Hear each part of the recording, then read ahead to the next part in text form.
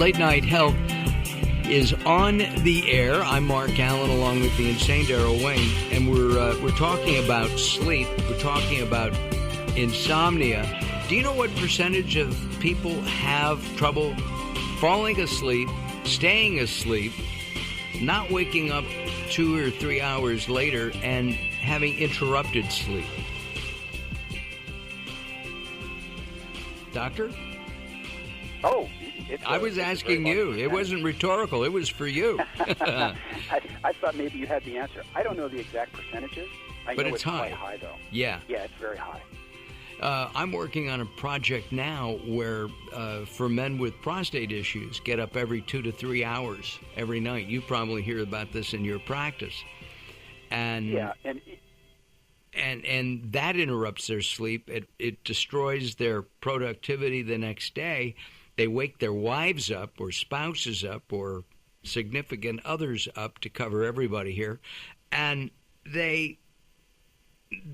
everybody loses when they get up. You know, you get up to pee. It's distracting. It is, and it can be for both parties, like you mentioned.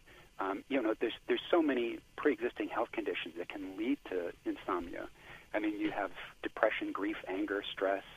You have medical disorders, asthma, hyperthyroidism, chronic pain, cancer, prostate issues, like you mentioned. Medications as well can create this to occur, and even they found 7 genes that are linked to insomnia. Oh, my. So it can be hereditary? Yes, it can. Yep. Wow. The new study of epigenetics indicates that you can overcome genetic predispositions. Is this one that can be overcome? Well, any type of genetics can be overcome through epigenetics, but you do have the predisposition to have insomnia. You know, they did a research study with 100,000 individuals, and they found these genes. Wow. That's amazing. I wonder how my parents were. My mom was a good sleeper. I don't remember my dad. He was always up early. I don't remember him sleeping in, even on the weekend. People need different sleeps, but there's so many different things that you can do for sleep other than just reduce the blue light, like we talked about before. What about exercise before going to sleep? Exercise is huge, and sometimes when you do it before going to sleep, it can stimulate your body to not sleep. It can stimulate the stress hormone. So you're better off doing it in the morning, and they found that if you do it in the morning or earlier in the day, it will make a difference for your sleep. Wow. So that would be good. Also, that exercise reduces stress. Yeah, it does. It does. And, there's so many things that you can do. I mean, counseling can make a difference to reduce your stress because you're able to cope better with your problems. Avoiding alcohol, caffeine, heavy meals at dinner, those do make a big difference as well. A lot of people think alcohol is a relaxant, but it can create a problem with either going to sleep or staying to sleep. Somebody wants to talk to you, Greg. Sorry about that. It's okay. With all the items that can affect sleep, as we're talking here, I mean, diseases and everything else, it would seem to me that stress would be way up at the top, if not number one. And everybody reacts to stress differently.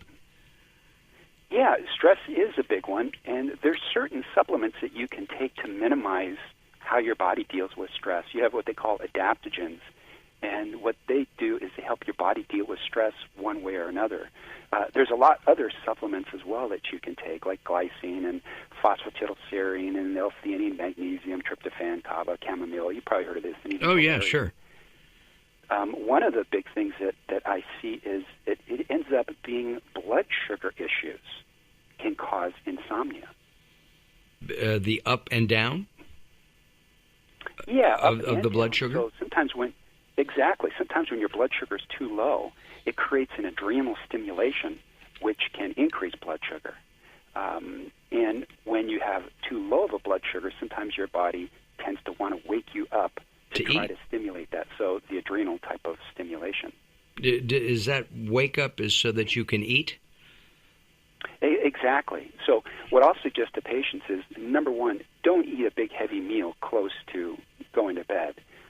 A couple hours before, you can eat some light proteins and fats, which will make a difference. But if you do happen to wake up in the middle of the night, you can probably try some almonds. See how that does to stimulate, the relaxation of your blood sugar, or increase it just a little bit. And that would be raw and almonds? It makes a difference. Yeah, almonds, well, it doesn't have to be raw, but sure, raw's better. Yeah, I know you like raw almonds. I like roasted, but dry roasted almonds. Those are great. Yeah, they taste better to me. We are out of time. Dr. Celaya will be back in 2018. I know he will. Check him out at Dr. Celaya, CELAYA.com, drcelaya.com, or go to latenighthealth.com. And we'll have his website and his pretty picture up there at latenighthealth.com. All right, more coming up. We're going to talk about fires with Uncle Daryl and Uncle Mark as Late Night Health continues. Don't go away.